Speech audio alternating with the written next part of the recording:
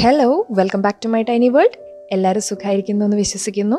എല്ലാവർക്കും എൻ്റെ ഹൃദയം നിറഞ്ഞ ക്രിസ്മസ് പുതുവത്സരാശംസകൾ. അപ്പോൾ ക്രിസ്മസ് സ്പെഷ്യലായിട്ട് ഒരു അടിപൊളി സ്ട്രോബെറി കേക്കുമായിട്ടാണ് ഞാൻ നിങ്ങളുടെ മുമ്പിൽ എത്തിയിരിക്കുന്നത്.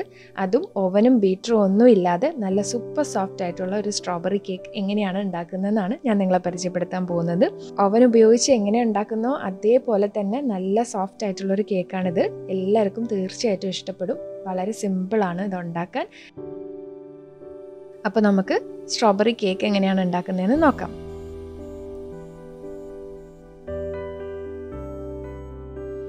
ആദ്യം നമുക്ക് ഒരു ബൗളിലേക്ക് 3 കോഴിമുട്ട പൊട്ടിച്ചൊഴിക്കാം. അത് എന്നിട്ട് ഒരു ഹാൻഡ് വിസ്കർ വെച്ച് നല്ല പോലെ ഒന്ന് അടിച്ച് പതപ്പിച്ചെടുക്കാം. ഇതാ ഇപ്പോൾ കാണുന്ന പോലത്തെ ഒരു ഹാൻഡ് വിസ്കർ വെച്ച് നല്ല പോലെ ഒന്ന് പതപ്പിച്ചെടുക്കുക.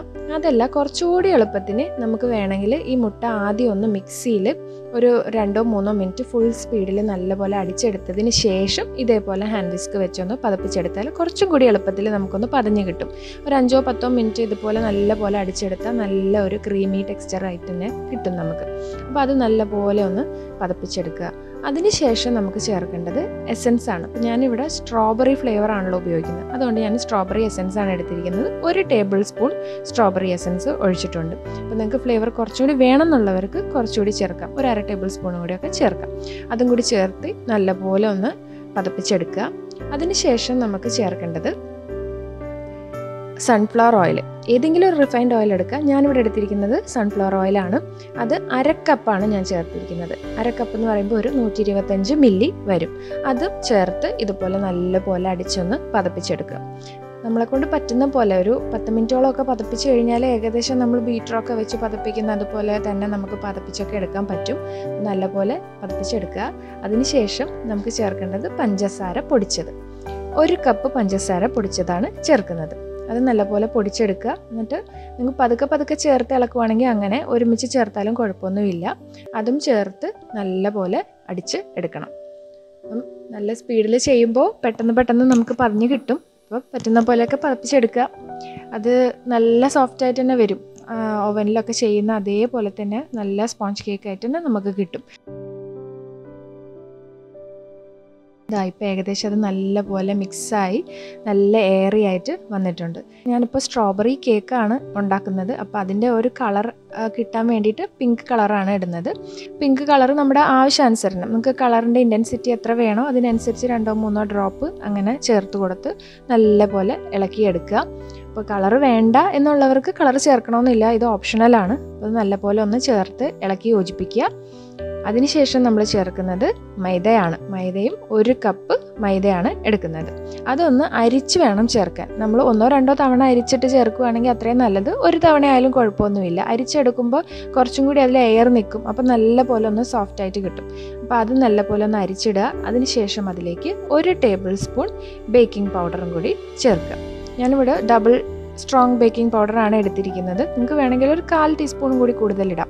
അധികം വേണമെന്നില്ല, ഇത് തന്നെ ധാരാളമാണ്. ഇനി നമ്മൾ ബീറ്റ് ചെയ്യാൻ പാടില്ല. പകരം ഞാനിപ്പോൾ ചെയ്യുന്നത് പോലെ ഒരു കട്ട് ആൻഡ് ഫോൾഡ് മോഡിൽ നല്ല പോലെ ഒന്ന് മിക്സ് ചെയ്തെടുക്കുക. വളരെ പതുക്കെ ചെയ്യുന്നതായിരിക്കും അത്രയും നല്ലത്. കാരണം നമ്മൾ അടിച്ച് എടുത്തിരിക്കുന്ന ആ ഒരു പരുവം വിട്ടു പോകാതിരിക്കാനാണ് നമ്മൾ അങ്ങനെ ചെയ്യുന്നത്. അപ്പോൾ അത് നല്ലപോലെ ഒരു 5-10 മിനിറ്റ് എടുക്കും. അത് നല്ലപോലെ ഒന്ന് മിക്സ് ചെയ്തെടുക്കുക. അതിനുശേഷം നമ്മൾ ഏത് ട്രേ ആണോ എടുക്കുന്നത് അതിൽ ബട്ടർ തൂകി ഒരു ബട്ടർ പേപ്പറും കൂടി വെച്ചിട്ടുണ്ട് ഞാനിവിടെ. അതല്ലാന്നുണ്ടെങ്കിൽ നിങ്ങൾക്ക് മൈദ തട്ടിയെടുക്കാം. അത് ഞാനിതിന് മുമ്പ് ഉണ്ടാക്കിയ ഒരു കേക്കിൽ കാണിച്ചിട്ടുണ്ട്. അതിൻ്റെ ലിങ്ക് ഞാൻ താഴെ അറ്റാച്ച് ചെയ്യാം. അപ്പോൾ അതിലേക്ക് നമ്മൾ ഈ ബാറ്റർ എല്ലാം ഇട്ട് ഒന്ന് നല്ലപോലെ ഒന്ന് തട്ടി കൊടുക്കുക. എയർ എന്തെങ്കിലും ഉണ്ടെങ്കിൽ അതങ്ങ് പൊയ്ക്കോളും. നല്ലപോലെ തട്ടിയതിന് ശേഷം നമുക്കതൊന്ന് ബേക്ക് ചെയ്തെടുക്കണം. ഞാനിവിടെ ബേക്ക് ചെയ്യാൻ എടുക്കുന്നത് ഒരു കടായി പാനാണ്. നിങ്ങൾക്ക് പ്രഷർ കുക്കർ ആണെങ്കിൽ അതാണെങ്കിലും എടുക്കാം. ഒരു 5 മിനിറ്റ് ഒന്ന് പ്രീഹീറ്റ് ചെയ്യുക. 5 മിനിറ്റ് നേരത്തെ ഒന്ന് ചൂടാക്കാൻ വെക്കുക. അതിനുശേഷം ഒരു തട്ട് ഇറക്കി വെച്ചിട്ട് അതിലേക്ക് നമുക്ക് നമ്മുടെ ട്രേ ഇറക്കി വയ്ക്കാം. കുക്കറാണെങ്കിലും ഇതേപോലെ തന്നെ പ്രീഹീറ്റ് ചെയ്യുക. കുക്കറിൻ്റെ വെയിറ്റ് ഇടാതെ വേണം നമ്മൾ വയ്ക്കുക. അപ്പോൾ ഇതുപോലെ ഒന്ന് അടച്ച് വെക്കുക. അടച്ച് വെക്കുമ്പോൾ ശ്രദ്ധിക്കേണ്ട ഒരു കാര്യം, ഈ പാനിൻ്റെ ഒരു ഹോൾ ഉണ്ടാവുമല്ലോ ആവി പോകുന്ന, ആ ഹോളിലൊരു തുണി വെച്ചെങ്ങാനും ഒന്ന് അടച്ച് വെക്കണം. എന്നിട്ട് മീഡിയം അല്ലെങ്കിൽ ലോ ഫ്ലെയിമിലായാലും വെക്കാം. മീഡിയം ഫ്ലെയിമിലാണ് വെക്കേണ്ടത്. മീഡിയത്തിൽ വെക്കുമ്പോൾ ഏകദേശം ഒരു 25 മിനിറ്റ് എടുക്കുമ്പോൾ തന്നെ നമുക്ക് നമ്മുടെ കേക്ക് ബേക്കായി വരും. അപ്പോൾ കേക്ക് റെഡി ആയോ എന്ന് നമുക്കൊന്ന് ചെക്ക് ചെയ്യണമല്ലോ. അപ്പോൾ അതിനെ തുറന്ന് നോക്കുന്നതിലും എളുപ്പം നമ്മൾ ആ നേരത്തെ അടച്ചു വെച്ചിരിക്കുന്ന ആ ചെറിയ ഹോളുണ്ടല്ലോ അതൊന്ന് തുറന്നിട്ട് അതിലേക്ക് ഒരു ടൂത്ത് പിക്കോ ഈർക്കലോ എങ്ങാനും ഒന്ന് ഇട്ട് ഒന്ന് കുത്തി നോക്കുക. അത് ക്ലീൻ ആയിട്ട് പുറത്ത് വരുന്നുണ്ടെങ്കിൽ കേക്ക് റെഡിയാണ്. അപ്പോൾ ഞാനിവിടെ നേരത്തെ അത് ചെയ്ത് നോക്കിയതാണ്. ഇപ്പം നമ്മുടെ കേക്ക് ഓൾറെഡി നല്ല പാകമായിട്ടുണ്ട്. അപ്പം തുറക്കുന്നതിൻ്റെ ഒരു പ്രശ്നം എന്ന് പറഞ്ഞാൽ ഇടയ്ക്ക് വെച്ച് നമ്മൾ തുറക്കുകയാണെങ്കിൽ കേക്ക് പിന്നെ പൊങ്ങാതെ വരും. അതുകൊണ്ടാണ് ഒരു 20 മിനിറ്റൊക്കെ കഴിയുമ്പോഴേ നിങ്ങൾ തുറന്ന് നോക്കാവൂ. ഇടയ്ക്കിടയ്ക്ക് തുറന്ന് നോക്കുന്നത് ശരിയല്ല.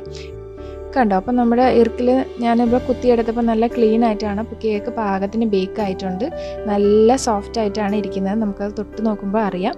അപ്പോൾ ചെറുതായിട്ടൊന്ന് ചൂടൊക്കെ ഒന്ന് മാറി ഒന്ന് തണുത്ത് വരുന്ന സമയത്ത് നമുക്കതൊരു പ്ലേറ്റിലേക്ക് മാറ്റാം. ഇതാ കണ്ടോ, നല്ല അടിപൊളിയായിട്ട് കേക്ക് വന്നിട്ടുണ്ട്, നല്ല പോലെ പൊങ്ങിയിട്ടുണ്ട്. ഇനി നമുക്കിതിൻ്റെ ഐസിങ് എങ്ങനെയാണ് ചെയ്യുന്നതെന്ന് നോക്കാം. ഞാനിവിടെ വിപ്പിംഗ് ക്രീമാണ് എടുത്തിരിക്കുന്നത്. ഒരു 1/2 ലിറ്ററോളം മതിയാവും. അത്രയും വിപ്പിംഗ് ക്രീം എടുക്കുക. ഞാനിപ്പോൾ ചെയ്തിരിക്കുന്നത് പോലെ അടിയിലൊരു പാത്രത്തിൽ ഐസ് വെക്കുക. തണുപ്പ് വിട്ട് കഴിഞ്ഞാൽ നമുക്കത് പെട്ടെന്ന് പീക്ക് കിട്ടത്തില്ല. അതും ഇതേപോലെ ഹാൻഡ് വിസ്കർ വെച്ച് നല്ല പോലെ അങ്ങ് ബീറ്റ് ചെയ്തെടുക്കണം. അപ്പോൾ നമ്മൾ ബീറ്റർ ഉപയോഗിക്കുന്ന പോലെ അത്ര എളുപ്പമല്ല. കുറച്ചധികം സമയം അങ്ങനെ ചെയ്താലേ, ബീറ്റ് ചെയ്തുകൊണ്ടേ ഇരുന്നാലേ നമുക്ക് ആ ഒരു പീക്കിലേക്ക് എത്തിക്കാൻ പറ്റുള്ളൂ. ഇപ്പം ഞാനിപ്പോൾ സ്ട്രോബെറിയുടെ എസൻസ് ഒരു 2-3 ഡ്രോപ്പും കൂടി ചേർക്കുകയാണ്. അതിൻ്റെ കൂട്ടത്തിൽ കുറച്ച് പിങ്ക് കളറും കൂടിയും ചേർക്കുന്നു. എന്നിട്ട് നമുക്കത് നല്ല പോലെ ഒന്ന് ബീറ്റ് ചെയ്തെടുക്കാം. ബീറ്റ് ചെയ്ത് ആ ഒരു നമ്മൾ സാധാരണ ബീറ്റർ വെച്ച് പതപ്പിച്ചെടുക്കുമ്പോൾ കിട്ടുന്ന ആ ഒരു പീക്ക് ഉണ്ടല്ലോ, ഒരു ഐസ്ക്രീം പോലുള്ള ആ ഒരു ടെക്സ്ചർ, അത് കിട്ടുന്നത് വരെ നല്ല പോലെ ബീറ്റ് ചെയ്തുകൊണ്ടേയിരിക്കുക. അപ്പം ഏകദേശം ആ ഒരു തിക്കായിട്ട് വന്നിട്ടുണ്ട്. നമുക്ക് ആ ഒരു ടൈറ്റ്നെസ് ഫീൽ ചെയ്യും നമ്മളത് ഇളക്കിക്കൊണ്ടിരിക്കുമ്പോൾ. അതുപോലെ തന്നെ നമ്മൾ ആ വിസ്കർ പിടിച്ച് പൊക്കുമ്പോൾ കൂട്ടത്തിൽ നമ്മുടെ ആ ഒരു ക്രീം ഇങ്ങോട്ട് പൊങ്ങി വരുന്ന മാതിരി തോന്നും. അതാണ് അതിൻ്റെ പാകം. അപ്പോൾ നമ്മുടെ ക്രീമും ഇവിടെ റെഡി ആയിട്ടുണ്ട്. ഇനി നമുക്ക് ഐസിങ് ചെയ്യാം. കേക്ക് സെറ്റ് ചെയ്യുന്നത് എങ്ങനെയാണെന്ന് നോക്കാം.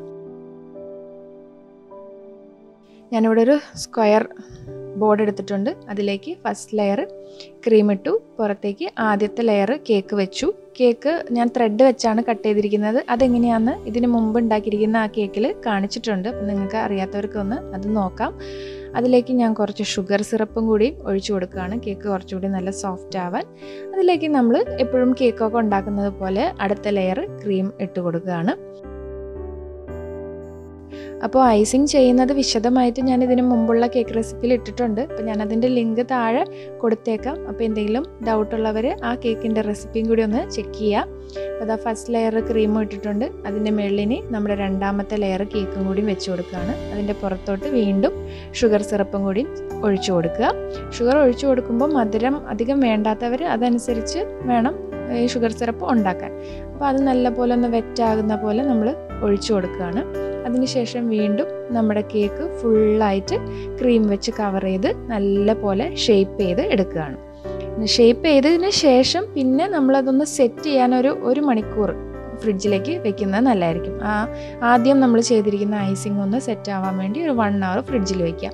അപ്പോൾ ആ സമയം കൊണ്ട് നമുക്ക് ഗ്ലേസിങ്ങിന് വേണ്ടിയുള്ള പ്രിപ്പറേഷൻ ചെയ്യാം. അപ്പോൾ ഞാനൊരു മിറർ ഗ്ലേസ് കേക്ക് ചെയ്യാനാണ് ഉദ്ദേശിക്കുന്നത്. അപ്പോൾ അതിനായിട്ടുള്ള നമുക്ക് ഒരു സിറപ്പും കൂടിയും പ്രിപ്പയർ ചെയ്യാനുണ്ട് ചോക്ലേറ്റ് വെച്ചിട്ട്. അപ്പോൾ 1 മണിക്കൂർ ഇത് ഫ്രിഡ്ജിലിരിക്കുന്ന സമയം നമുക്കത് സെറ്റ് ചെയ്യാം. അപ്പോൾ അതിന് വേണ്ടി ഞാനിവിടെ ഒരു ഡബിൾ ബോയിലിംഗ് സെറ്റപ്പാണ് വെച്ചിരിക്കുന്നത്. അടിയിലൊരു പാത്രത്തിൽ വെള്ളം വെച്ചിട്ടുണ്ട്, മുകളിലൊരു ബൗൾ വെച്ചിട്ടുണ്ട്. അതിലേക്ക് ഒരു 300 gram white chocolate, white compound ആയിട്ട് നമുക്ക് കടകളിൽ നിന്നൊക്കെ മേടിക്കാൻ കിട്ടും, അത് ഇടുക.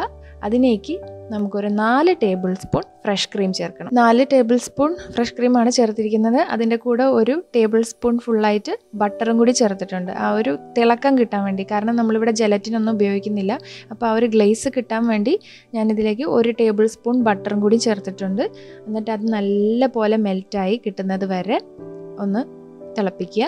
അടിയിലെ വെള്ളം തിളച്ച് വരുമ്പോൾ ആവിയിൽ നല്ല പോലെ അങ്ങ് ഇത് ഉരുകി കിട്ടും. ഇനി അഥവാ നിങ്ങൾക്ക് ഉരുകി കിട്ടുമ്പോൾ ഈ ഒരു പരുവത്തിൽ നിങ്ങൾക്ക് കിട്ടിയിട്ടില്ല എന്നുണ്ടെങ്കിൽ കുറച്ച് പാലോ അല്ലെങ്കിൽ വിപ്പിംഗ് ക്രീം ബാക്കിയിരിക്കുന്നതോ ചേർത്ത് കൊടുത്ത് ആ ഒരു ടെക്സ്ചർ നമുക്കിപ്പോൾ കിട്ടുന്ന ആ ഒരു കൺസിസ്റ്റൻസിൽ എത്തുന്നത് വരെ പാലൊഴിക്കുക. അപ്പോൾ അത് നല്ലപോലെ മെൽറ്റായതിന് ശേഷം അതിലേക്ക് നമുക്ക് കുറച്ച് കളറ് ചേർക്കാം. ഞാൻ ആ ഒരു ഒരു ഇറഗുലർ പാറ്റേൺ ആണ് ഉദ്ദേശിക്കുന്നത്. അതുകൊണ്ട് ഇളക്കുമ്പോൾ കൂടുതൽ അങ്ങ് ഇളക്കാതെ ജസ്റ്റ് ഒന്ന് മിക്സ് ചെയ്ത് കൊടുക്കുക, പിങ്ക് കളറൊന്ന് കിട്ടാൻ വേണ്ടിയാണ്. അത് ഒത്തിരി ഒന്ന് തണുത്തതിന് ശേഷം ചേർത്താലും മതി കേട്ടോ. എന്നിട്ട് നമുക്ക് നേരത്തെ സെറ്റ് ചെയ്ത് വെച്ചിരിക്കുന്ന നമ്മുടെ കേക്കിൻ്റെ മുകളിലേക്ക് അത് നല്ലപോലെ പതിയെ ഒഴിച്ചു കൊടുക്കുക. എല്ലായിടത്തും ഈവണായിട്ട് സ്പ്രെഡ് ആവുന്നത് വരെ നല്ലപോലെ ഒഴിച്ചു കൊടുക്കുക. എക്സസ് ആയിട്ട് സൈഡിലൂടെ ഒലിച്ച് വന്നിരിക്കുന്നതൊക്കെ ഒന്ന് തുടച്ച് മാറ്റി ക്ലീൻ ചെയ്തെടുക്കുക.